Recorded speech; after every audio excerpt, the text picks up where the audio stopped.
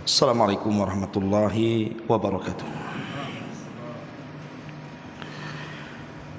Alhamdulillah wassalatu wassalamu ala Rasulillah wa ala alihi wa sahbihi wa mawalah wa la hawla wa la quwata illa billahi wa ba'du.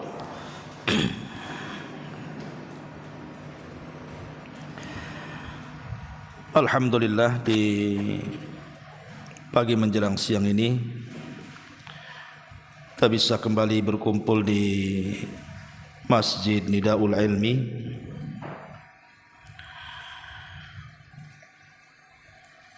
dan kajian di pagi ini kita akan membahas tentang hadis yang cukup panjang dari sahabat Al-Bara Ibn Azib radhiyallahu anhu. Dan hadis ini dijadikan dasar hadis oleh para ulama tentang pengetahuan kita kepada kematian-kematian yang akan menjemput kita. Tidak memperpanjang muqaddimah, kita baca hadisnya baru kita ambil pelajaran dan hikmah yang terkandung dalam hadis Bara ibn Azib radhiyallahu anhu ini.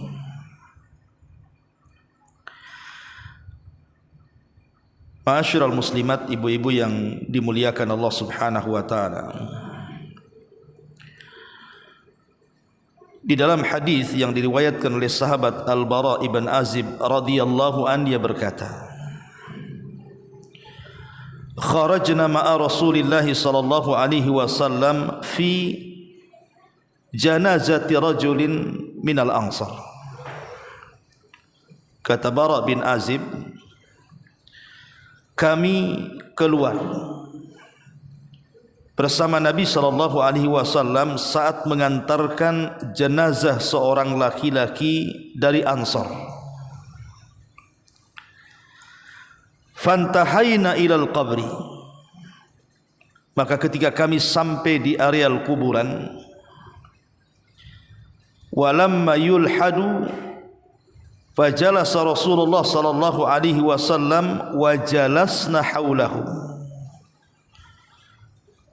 Tapi ketika itu lahat belum digali, artinya jenazah belum bisa dimasukkan ke dalam liang kubur. Maka sambil menunggu lahat digali, Nabi SAW kemudian duduk dan kami pun duduk di sekitarnya. Wa ka'anna ala ru'usi inna tayra, seolah-olah di atas kepala kami ada burung-burung gagak. Wa fi yadihi 'udun yankuthu fil ardi, sedangkan di tangan beliau membawa dahan yang beliau pukulkan ke tanah. Farafa'a ra'sahu, maka Rasul pun mengangkat kepalanya. Faqala, maka Rasul sallallahu alaihi wasallam bersabda, ista'idhu billahi min adzabil qabri, mintalah perlindungan kepada Allah dari azab kubur.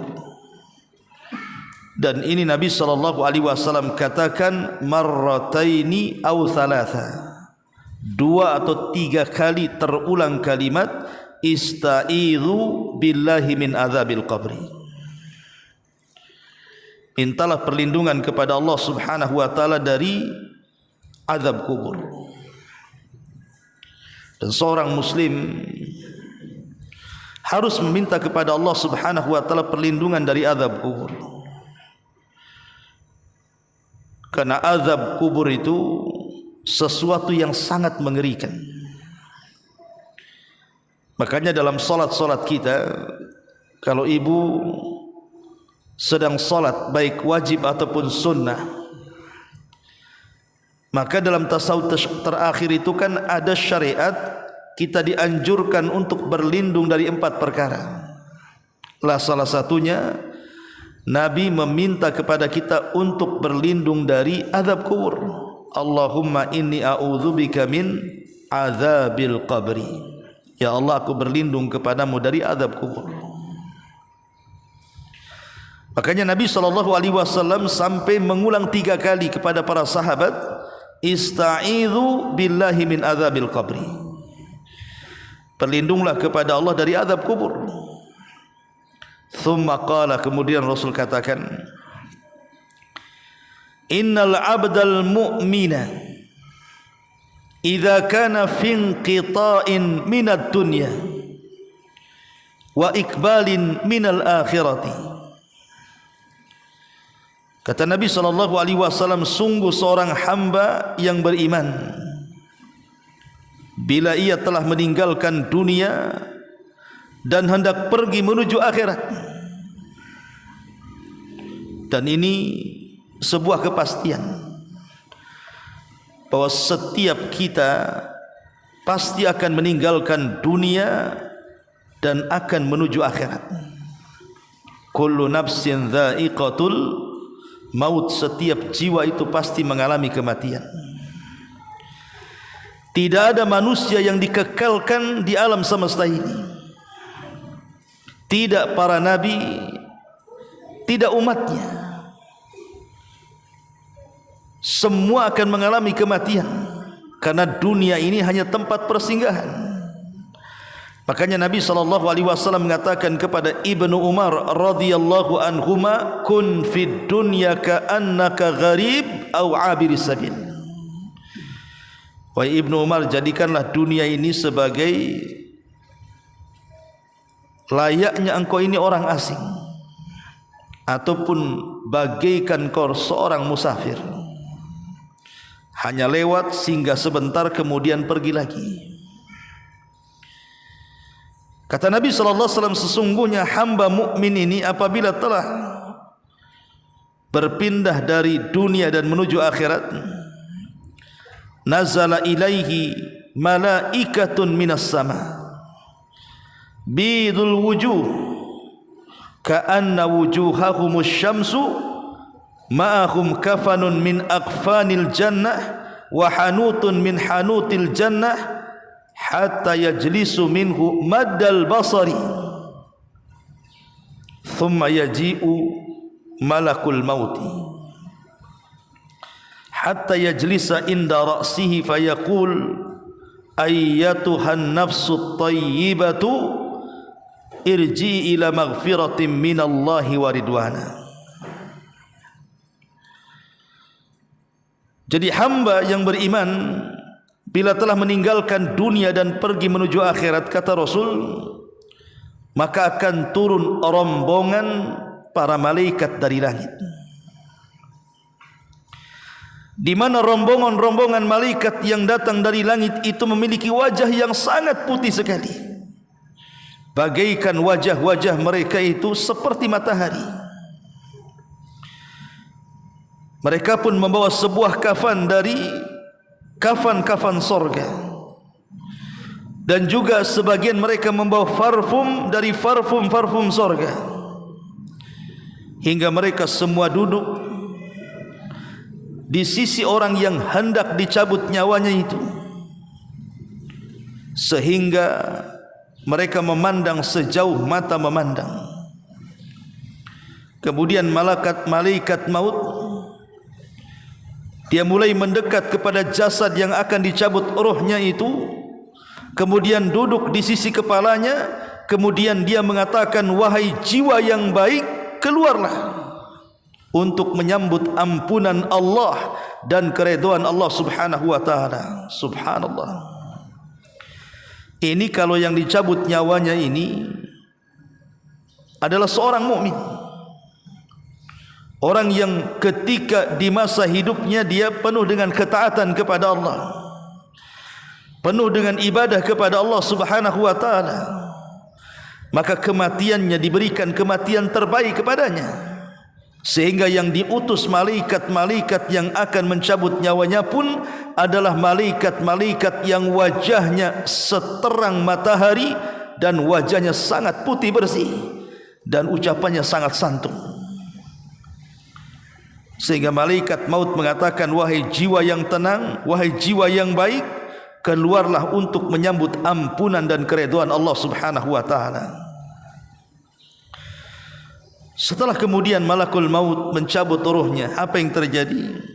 Qala, maka dikatakan, fatakhruju tasilu kama tasilul qatratu min fi siqai,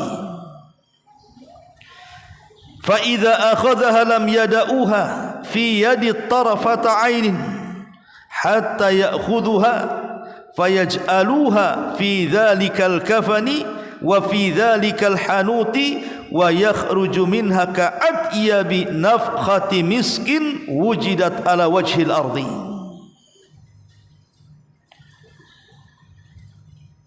Lantas ketika ruh itu dicabut oleh malakul maut, ruh itu pun mengalir keluar seperti mengalirnya tetesan air yang terakhir keluar dari mulut teko. Lalu malaikat maut pun mengambilnya. Ketika ia telah mengambilnya, para malaikat yang lainnya tidak membiarkan tetap dalam genggaman malakul maut. Mereka pun kemudian mengambilnya dengan sekejap mata, lalu langsung mengambilnya dan meletakkan di kain kafan dari sorga. Kemudian dibalurkan dengan parfum dari sorga, sehingga ruh itu baunya seperti minyak wangi yang paling harum yang ada di permukaan bumi, kata Nabi sallallahu alaihi wasallam. Subhanallah. Ini bagian daripada nikmat kematian, di mana Nabi sallallahu alaihi wasallam memperlakukan dengan sangat-sangat lembut dan sopan lewat malaikat-malaikat pencabut nyawa dari kalangan Rasulul Maut yang Allah utus kepada hamba-hambanya yang beriman saat menjelang kematiannya, di mana mereka diberikan kematian terbaik. Maka malaikat akan datang dengan lembutnya sehingga ketika mencabut nyawanya, maka ruh itu keluar seperti tetesan terakhir air yang keluar dari mulut kirbah atau mulut teko. Yang sering saya berikan analogi, ibu. Kalau ibu punya teko di rumah, penuh isinya dengan air. Kemudian ibu tuangkan tuh si mulut teko itu, pasti air yang keluar itu sangat deras sekali. Kenapa? Karena masih banyak isinya. Tapi kalau dalam teko itu tinggal hanya satu tetes, bu, kemudian ibu tuangkan, maka air yang satu tetes itu akan mengalir dengan sangat pelan dan lembut, namun pasti keluar sampai berujung menggantung di mulut teko, kemudian menetes. Begitulah ruhnya seorang mukmin saat dicabut, bu, pelan, pelan, halus oleh malakul maut, sampai ketika ruh sudah berada di mulut orang yang beriman itu, maka malaikat langsung mengambilnya. Tapi malaikat maut itu tidak lantas kemudian memegang terus-terusan ruh yang sudah di tangannya, tapi ada malaikat-malaikat lain sebagai pembantu malaikat maut. Langsung pembantu-pembantu malaikat maut menyambar ruh itu, kemudian diletakkan di kain kafan dari sorga, kemudian dibaluri dari hanut dari sorga. Tiba-tiba ketika kemudian ruh ini sudah dikafankan, maka ruh ini keluar bau yang sangat harum, yang tidak pernah didapati baunya di atas permukaan bumi, saking harumnya, kata Rasul. Qala, kemudian dikatakan, Nabi SAW bersabda melanjutkan hadisnya, fayas'aduna biha fala yamurruna ya'ni biha ala mala'in minal malaikati illa qalu ma hadar ruhut tayyibu fayaquluna fulan ibnu fulan bi ahsani asma'ihi allati kanu yusammunaha biha fid dunya. Maka kemudian malaikat itu pun membawa ruh itu naik ke langit, sehingga tidaklah mereka melewati sekawanan para malaikat yang ada di langit, melainkan mereka bertanya-tanya, ruh siapakah yang sangat wangi ini? Maka para malaikat yang membawa ruh itu mengatakan, ini ruhnya fulan ibn fulan, fulan ibn fulan. Dan mereka menyebut-nyebut dengan sebutan terbaik yang dipergunakan orang-orang itu ketika di dunia. Dan begitu seterusnya. Ma'asyiral muslimat yang dimuliakan Allah Subhanahu wa taala. Hatta yantahu biha ila sama'id dunya. Sampai malaikat-malaikat yang membawa ruh itu mengantar ruh ini ke langit pertama dunia. Kemudian fayastaftihunahu lahu. Maka malaikat-malaikat yang berada di langit pertama mereka membukakan pintu-pintu langitnya.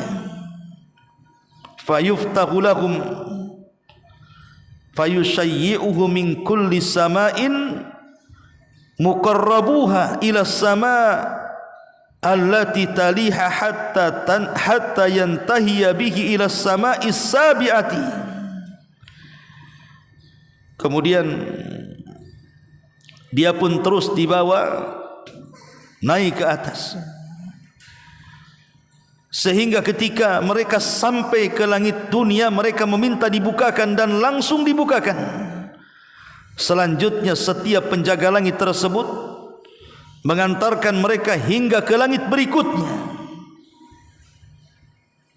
sampai akhirnya mampu melewati langit ketujuh. Subhanallah. Bagaimana ruh ini dimuliakan Allah Azza wa Jalla, sehingga bisa diangkat sampai lapisan-lapisan langit yang 7 itu. Ma'asyiral muslimat yang dimuliakan Allah Subhanahu wa taala. Tapi begitulah Allah Subhanahu wa taala memuliakan ruhnya seorang mukmin. Akan dinaikkan setinggi mungkin sesuai dengan keimanannya kepada Allah Subhanahu wa taala. Padahal kita tahu bahwa sekelas Nabi Idris alaihi salam Allah hanya angkat ke mana? Ke langit keempat. Nabi Isa hanya sampai di langit kedua. Itu semasa keduanya hidup. Dan Isa masih hidup sampai sekarang. Sementara Idris sudah meninggal. Dan itu pendapat yang kuat. Tapi ruhnya seorang mukmin walaupun dia bukan seorang nabi, Allah muliakan sehingga mampu naik melintasi setiap lapisan-lapisan langit sampai ke langit ketujuh. Setelah kemudian sampai di langit ketujuh, fayaqulullahu azza wa jalla, maka Allah Subhanahu wa taala berfirman kepada hamba mukmin tersebut, uktubu kitab abdi fi illiyin wa'iduhu ilal ardi fa inni minha khalaqtuhum wa fiha u'idhuhum wa minha ukhrijuhum taratan ukhra. Kata Allah Subhanahu wa taala berfirman, tulislah catatan hambaku ini di tempat yang paling tinggi di sorga, fil illiyin. Kembalikanlah ruhnya ke dalam bumi, karena dari bumi itulah aku ciptakan dia, dan kepada bumilah aku kembalikan dia, serta daripada bumi itulah kelak aku akan membangkitkan dia kedua kalinya. Ma'asyiral muslimat yang dimuliakan Allah Subhanahu wa taala. Maka akhirnya kemudian catatannya diangkat sampai ke tempat yang paling tinggi di Iliyin. kemudian rohnya seorang mukmin ini dikembalikan ke dalam jasadnya. Kemudian Nabi SAW melanjutkan sabdanya, fatu'adu ruhuhu fi jasadihi, maka ruhnya akan dikembalikan ke dalam jasadnya. Fayatihi malakani, maka akan datang kepadanya dua malaikat.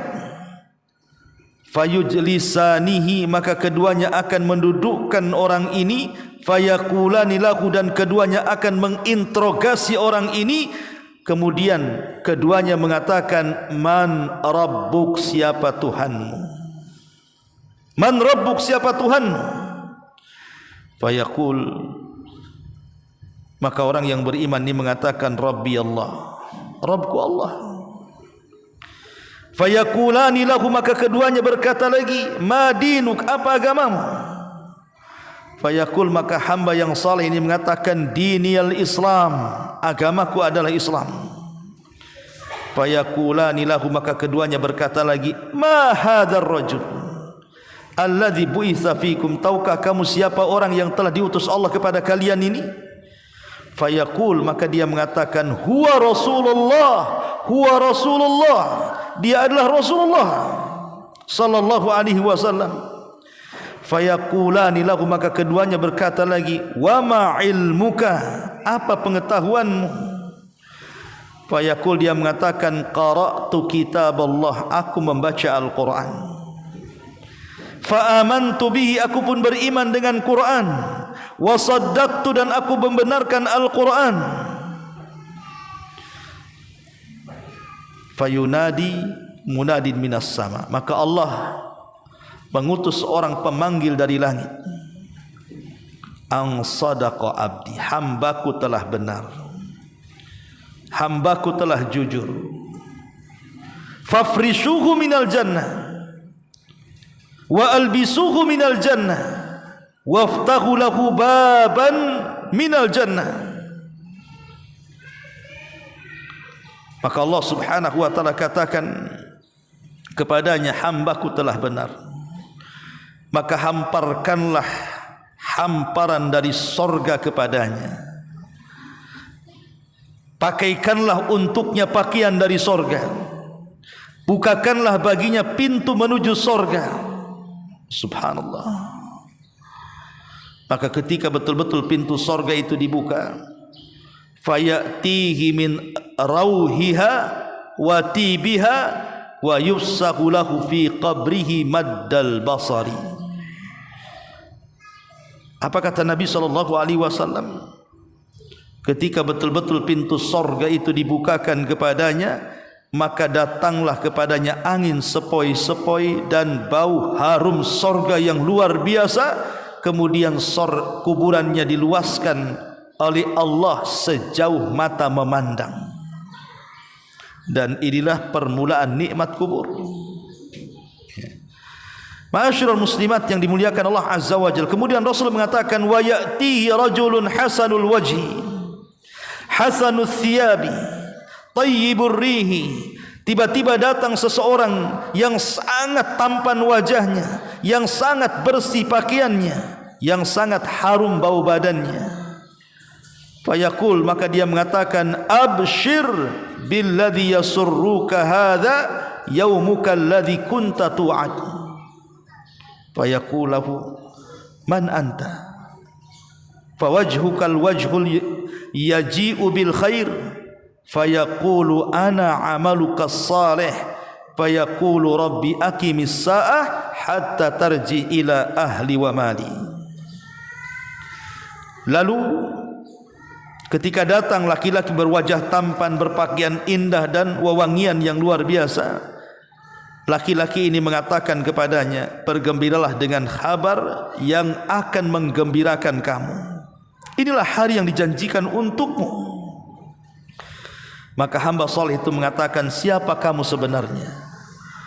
Wajahmu adalah wajah yang mendatangkan kebaikan. Lalu ia menjawab, aku adalah amal salehmu. Lalu hamba ini mengatakan, wahai Tuhanku, segerakanlah kiamat, segerakanlah kiamat, sehingga aku bisa kembali bersama keluarga dan harta-hartaku, katanya. Inilah gambaran dari hadis Bara bin Azib tentang kematian kita, Bu. Dan ini pasti kita akan alami. Tidak mungkin tidak. Kita akan melalui proses demi proses yang Nabi SAW sabdakan 14 abad yang silam, dan kita wajib membenarkan apapun yang dihabarkan Rasul, masuk di akal atau tidak masuk di akal. Kan ini perkara gaib yang harus kita imani. Jadi globalnya kata Nabi SAW, kalau saya, ibu atau siapapun meninggal dunia, maka saat-saat meninggal dunia itu datang rombongan malaikat, Bu. Satu malakul maut yang mencabut nyawa, yang lainnya itu disebut rusulul maut, penolong-penolong malaikat maut. Dan semua malaikat-malaikat rombongan kematian ini memiliki tugas masing-masing. Ada yang mempersiapkan kain kafan, ada yang mempersiapkan minyak wangi, ada yang menghembus-hembuskan kebaikan di telinganya, ada yang kemudian mendorong ruhnya dari jari jemari sehingga sampai di kerongkongan. Baru setelah itu tugas malaikat maut mencabutnya. Maka ketika kita dicabut nyawa kita dari mulut kita, Bu, maka pandangan kita akan mengikutinya. Lah baru saja ruh kita dicabut malakul maut, sekejap mata saja sudah beralih kepada malaikat yang lainnya.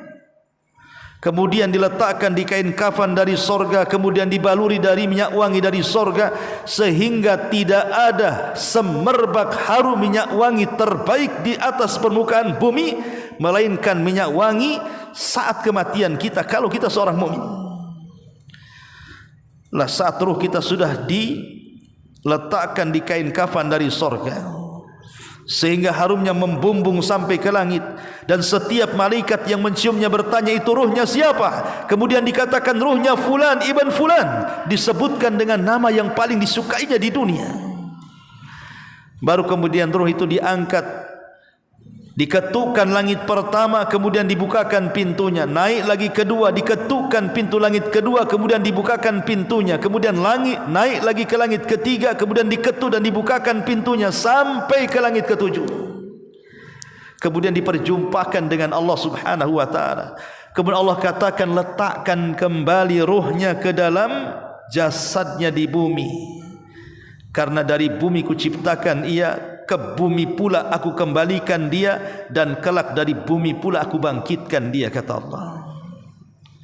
Maka kemudian Allah katakan, tapi catatannya letakkan di tempat tinggi di Iliyin di sorga, tapi ruhnya kembalikan. Maka saat ruh itu berjumpa dengan jasadnya seperti kita ini kan kita ini tergabung ruh dan jasad nih. Seperti inilah kita berada di kuburan sendirian. Coba, Bu, ibu bisa bayangkan, seolah-olah ibu dikubur hidup-hidup, kemudian tak mati-mati dalam kuburan. Kira-kira perasaannya gimana tuh? Di saat menakutkan, tidak ada apapun, tiba-tiba dua malaikat Munkar dan Nakir datang dan bertanya, siapa Rabbmu? Karena dia seorang mukmin, dia bisa menjawab, Rabbku Allah. Apa agamamu? Islam agamaku. Tahukah kamu siapa orang yang diutus kepadamu? Dia mengatakan, huwa Rasulullah, dia adalah Rasulmu. Bagaimana pengetahuanmu? Al-Quran, aku beriman dengan Quran dan aku membenarkannya. Tiba-tiba Allah Subhanahu wa ta'ala menyeru dari langit dan mengatakan, an sadaqa abdi, hambaku telah benar. Karena hambaku telah benar, bukakan pintu sorga, hantarkan anginnya ke kuburannya, hantarkan pakaian-pakaian sorga ke kuburannya, hantarkan kenikmatan-kenikmatan sorga ke kuburannya. Maka setelah kemudian kuburnya diluaskan dengan seluas mata memandang, kemudian juga berbagai macam kenikmatan sorga sudah masuk ke dalam kuburannya, tiba-tiba datang orang tampan, datang orang cantik, kemudian penuh dengan kegagahan, sangat bersih, sangat wangi, sangat menyenangkan, pandai bicara, pandai menghibur. Tiba-tiba kemudian duduk ngobrol dengan hamba yang beriman dalam kubur itu, tanpa sadar rupanya kiamat sudah hampir dibangkitkan. Kemudian sebagai berterima kasihnya, Orang yang beriman kepada orang baik ini, dia pun bertanya, siapa kamu ini sebenarnya? Kamu baik sekali menemani aku di sini. Maka dia mengatakan, ana amaluka saleh, akulah amal solehmu. Jadi amal soleh kita akan menjelma manusia dan menemani kita dalam kuburan kita. Kemudian dia akan mengatakan, ana amaluka saleh, sayalah amal solehmu, sayalah solatmu, puasamu, zakatmu, zikirmu, baca Quranmu, silaturahimmu, dan ibadah-ibadahmu yang lainnya. Maka kemudian hamba ini meninggalkan dia karena kiamat sudah dibangkitkan. Ini kalau yang mati orang yang beriman. Tapi kalau yang mati bukan orang yang beriman, tentu beda lagi kondisinya, Bu. Kata Nabi SAW, wa innal abdal kafir idza kana fi inqita'in minad dunya wa ikbalin minal akhirati. Sesungguhnya seorang hamba kafir jika menjelang berakhirnya kehidupan di dunia dan menuju kehidupan akhiratnya, nazala ilaihi minas sama' malaikatun sudul wujuh ma'ahum almasuhu fayajlisuna ma'ahu atau fayajlisuna minhu maddal basar. Maka turunlah rombongan para malaikat yang lainnya dengan wajah yang sangat hitam dan buruk dan menakutkan. Para malaikat itu membawa kain kumal, kain yang kasar sekali dari neraka. Maka para malaikat itu pun duduk di dekatnya dengan duduk sejarak pandangan matanya. Tsumma yaji'u malakul maut, datanglah malaikat maut, hatta yajlisa inda ra'si, sehingga dia duduk di sisi kepalanya. Fayaqul, maka malaikat maut mengatakan, ayyatuhan nafsul khabithah ukhruji ila sahati minallahi wa ghadabi. Maka malaikat maut membentak orang ini dan mengatakan, hei ruh yang buruk, keluar menuju kemarahan dan kemurkaan Allah Subhanahu wa taala. Apa yang terjadi? Qala fatufarraq fi jasadihi fayantazi'uha kama yuntaza'us safud minas sufil mablul fayakhudhuha fa idza akhadhaha lam yada'uha fi yadihi tarfata ainin hatta yaj'aluha fi tilkal masuh wa yakhruju minha ka'antani rihin jifatin wujidat ala wajhil ardi. Maka setelah kemudian malaikat maut membentaknya dan mengatakan, keluarlah jiwa yang buruk menuju kemarahan dan kemurkaan Allah, maka ruh itu pun bercerai-berai, terpisah satu dengan yang lainnya dalam jasadnya. Malaikat maut pun mencabut ruh itu bagaikan dicabutnya besi bengkok untuk membakar daging dari bulu domba yang basah. Kemudian segera diambil ruh itu oleh malaikat maut dan tidaklah ditinggalkan sekejap mata pun, sehingga diletakkan pada kain kasar dari neraka. Keluarlah aroma busuk bagaikan bangkai yang buruk yang pernah ditemukan di permukaan bumi, kata Nabi SAW. Na'udzubillah thumma na'udzubillah. Kemudian Nabi SAW melanjutkan hadisnya, fayas'aduna biha fala yamurruna biha ala mala'in minal malaika illa qalu ma hadzal ruhul khabith fayaqul fulan ibn fulan bi aqbahi asma'ihi allati kana yusammi biha fid dunya hatta yuntaha biha ila sama'id dunya. Kemudian malaikat maut ketika mencabut nyawa ruh yang buruk ini, hanya sekejap mata saja diambil malaikat yang lainnya, kemudian diletakkan di kain kafan yang kasar dari neraka, tiba-tiba memunculkan bau yang sangat busuk melambung ke langit. Kemudian malaikat-malaikat di langit terganggu dengan baunya dan mengatakan, ruhnya siapa ini, busuk buruk sekali. Maka dikatakan fulan ibn fulan dengan bahasa yang paling buruk yang pernah diucapkan di dunia. Maka malaikat pun kemudian berusaha untuk sampai ke langit dunia. Ketika sampai di langit dunia, fayustaftahu lahu fala yuftah lahu. Dia berusaha meminta dibukakan tuh, tapi tidak dibukakan. Justru ketika itu Nabi SAW kemudian membacakan ayat la tufattahu lahum abwabus sama wa la yadkhulunal jannah hatta yalijal jamalu fi samil khiyat. Tidak akan dibukakan kepada mereka pintu-pintu langit. Mereka tidak akan masuk surga sampai ada cerita unta masuk ke liang jarum. Maka Allah Subhanahu wa taala kemudian berfirman, "Uktubu kitabahu fi sijin." Letakkan catatannya di sijin. Di mana sijin? Fil ardi sufla. Di kerendahan bumi yang paling rendah. Kemudian fatutrahu ruhuhu torhan, lemparkan ruhnya. Tidak usah diantar, lemparkan saja dari langit. Kemudian Rasul membacakan ayat, wa man yusyrik billahi faka'annama kharra minas sama fatakhtafuhu at-tayru aw tahwi bihi ar-rih fi makanin sakhik. Siapapun yang menyekutukan Allah, siapapun yang menyekutukan Allah, seakan-akan dia terjatuh dari langit kemudian disambar oleh burung-burung atau diterbangkan tertiup angin ke tempat yang sangat jauh. Jadi ruhnya orang jahat, orang munafik, orang kafir tidak dihantarkan malaikat, tapi dijatuhkan dari ketinggian. Naudzubillah. Ketika ruh itu terjatuh kemudian bersatu dengan jasadnya, maka dia merasa remak badannya, capek badannya, sakit badannya.